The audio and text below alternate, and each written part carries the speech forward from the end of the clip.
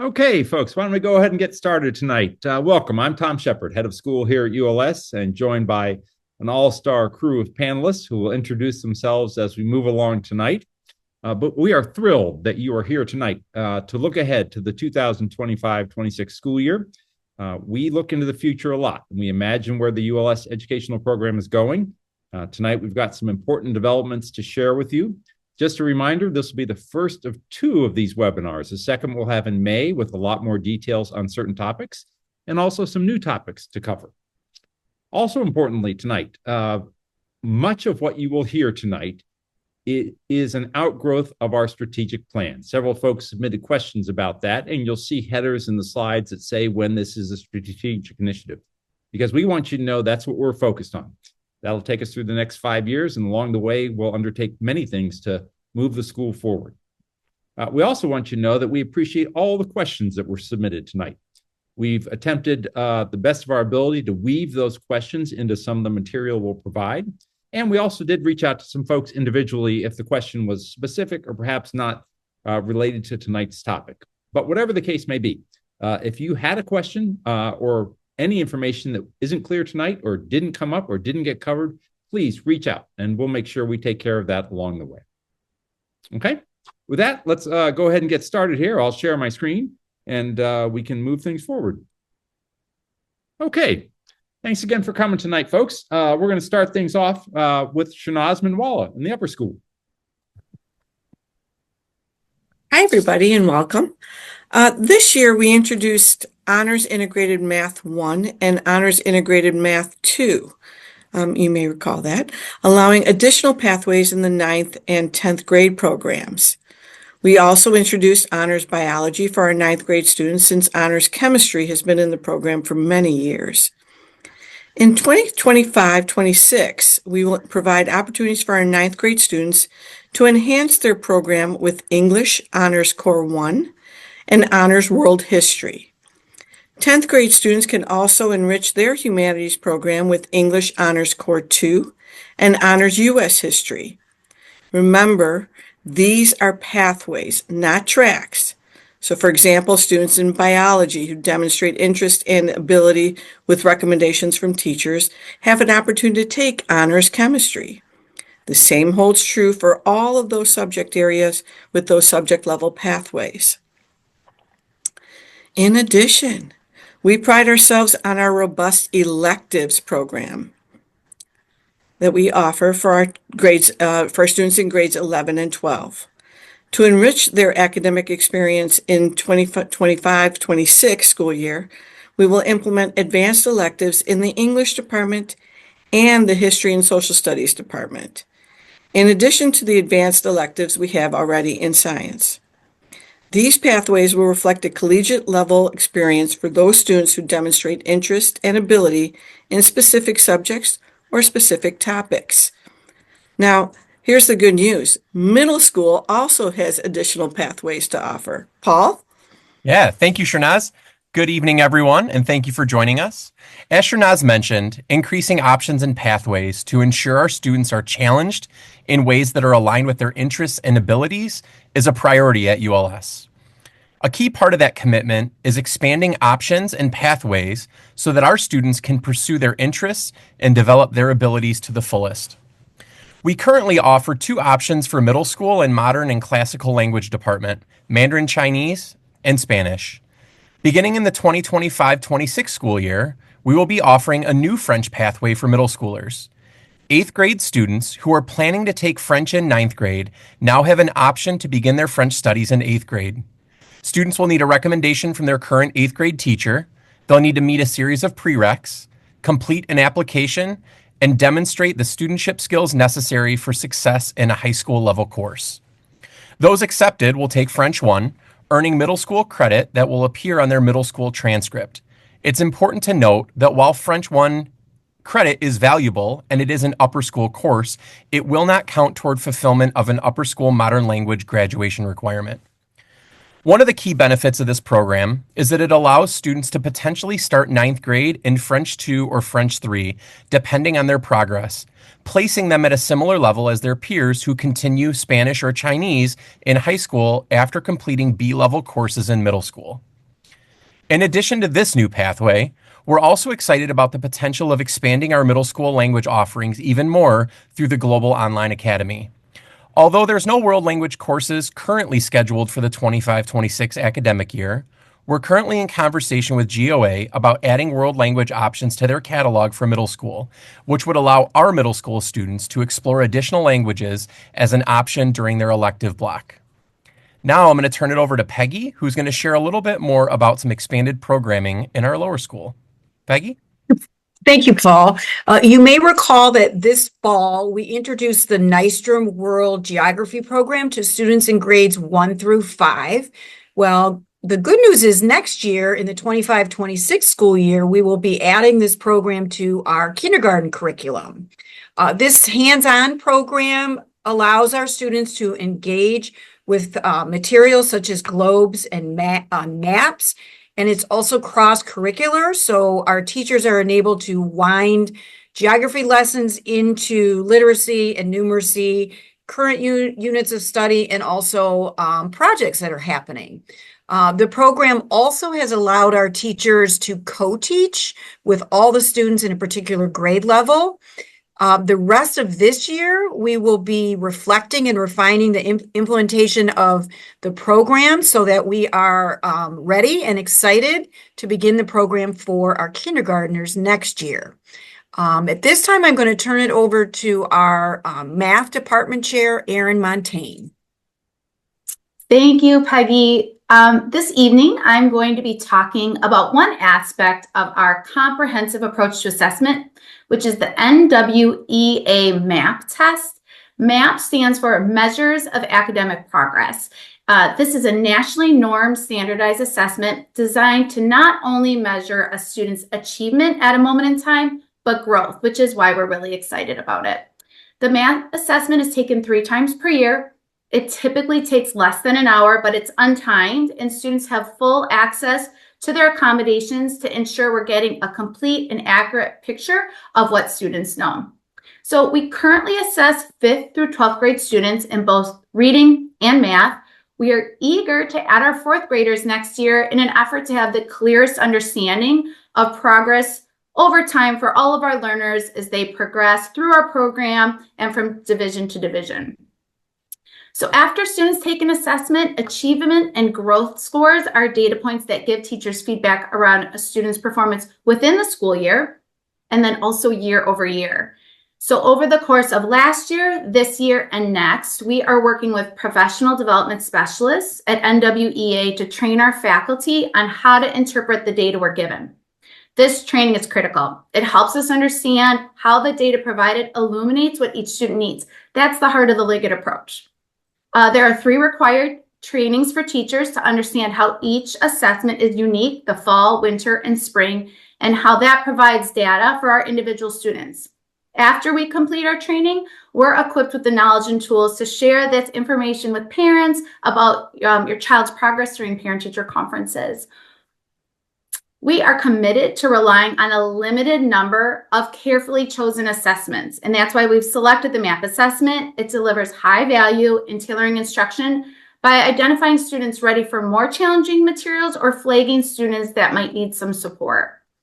Additionally, exposing students to a standardized testing environment while making minimal impact on our instructional minutes, that aligns with our strategic initiatives, both around standardized testing and college readiness. So that's a summary of our NWEA MAP strategic initiative. With that, I'm going to hand it over to Adam to speak more about our curriculum guide. All right, thanks, Erin. If we haven't met, my name is Adam Hellebuck. I'm the Assistant Head of School for Teaching and Learning, and I am privileged to share some work we've been doing over the past year to reinforce, enhance the idea of excellence within our curriculum and program. And so we have undertaken throughout the past year a thorough process of cataloging and really kind of documenting our curriculum and program at University Liggett School across all of our grade levels. This work so far has culminated in the curriculum guide that you see on your screen right now.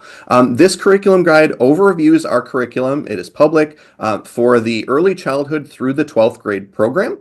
In the lower school and early childhood program, it's organized by grade level.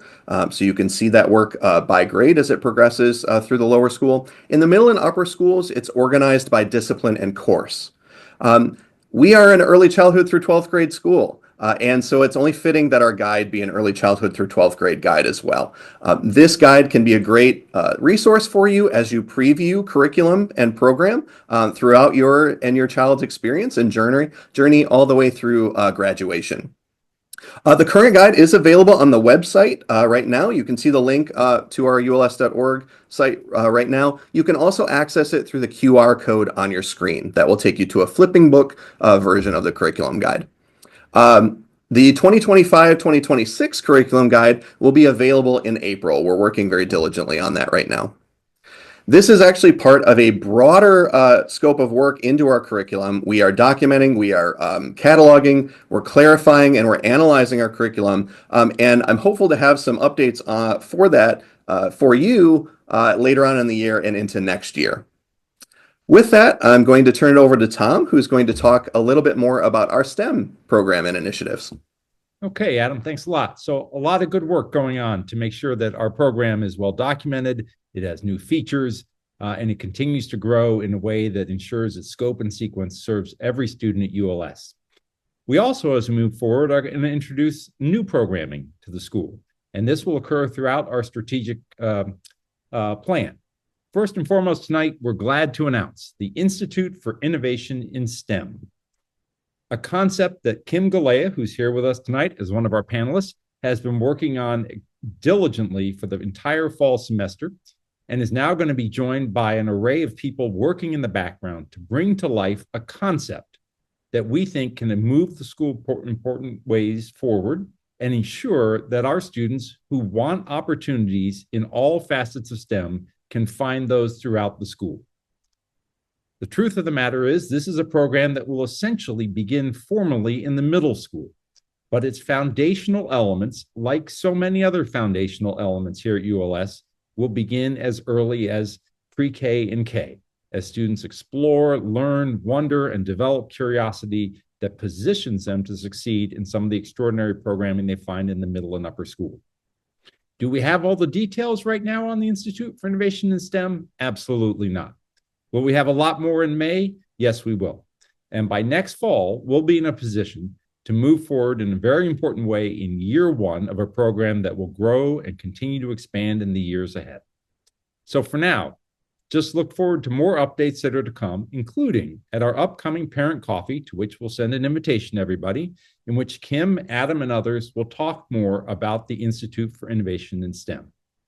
So with that, I'd like to turn it over to Adam to talk a little bit more about Global Online Academy. Thanks, Tom. So as Tom said, right, exemplary programming that we are expanding. One of the programs that we're expanding is our access to Global Online Academy.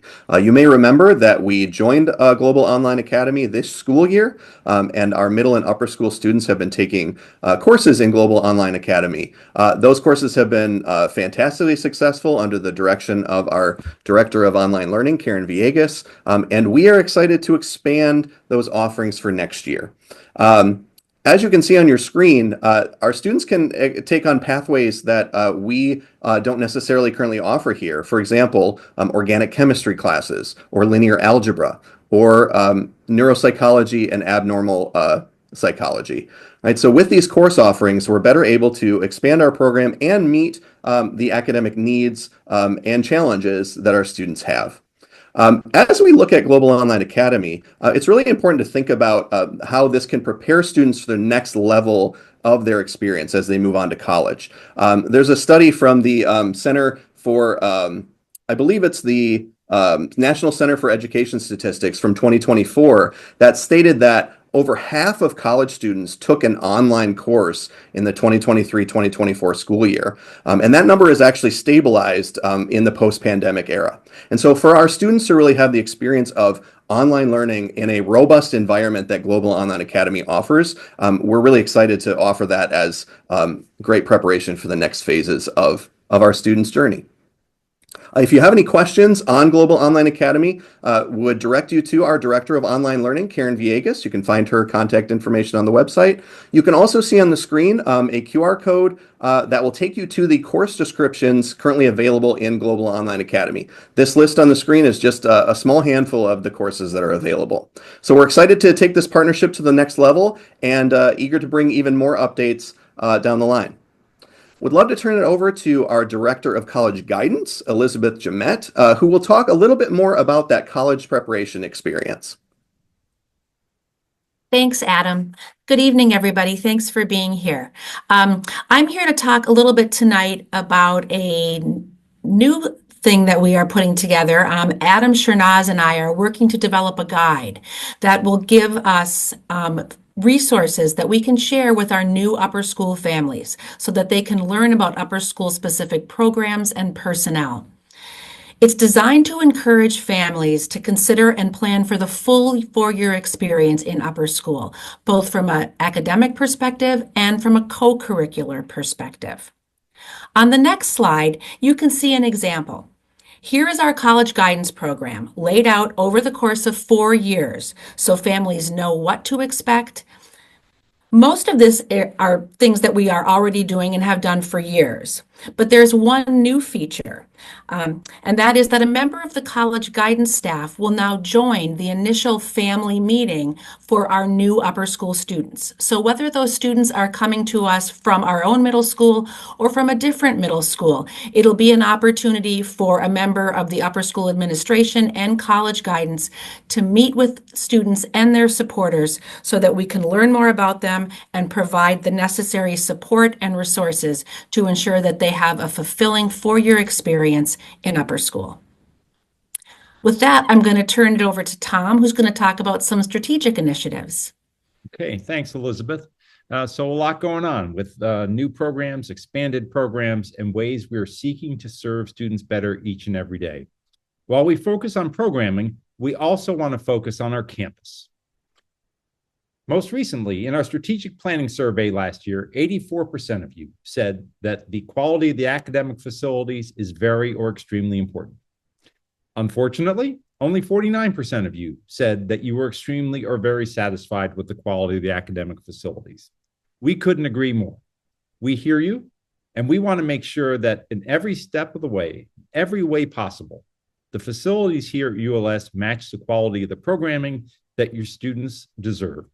Because together, we can ensure the school moves forward programmatically and physically. So in that spirit, earlier this fall, we launched a campus master planning process.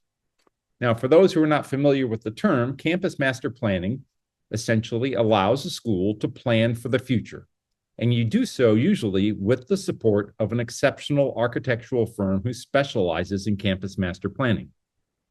After considering a vast array of responses to the RFP we sent out this fall, we settled on 3 finalist firms from across the country who are in the process of meeting with our ad hoc committee to select the firm who will partner with us. We hope to make that selection this month. Once we do, we begin a journey, and that journey involves the architects learning about the school in a variety of ways, meeting with parents, students, administrators, trustees, faculty, going through every nook and cranny of the campus, looking at everything we do, how we do it, the facilities in which it normally happens, and working with us to develop a plan for the future. That plan and our recreation of the campus will occur over time. Do we have a time frame yet? No. Will it require money? Absolutely. But we'll keep pushing forward on all fronts and look forward to engaging with you to make sure that our facilities match the extraordinary program here at the school.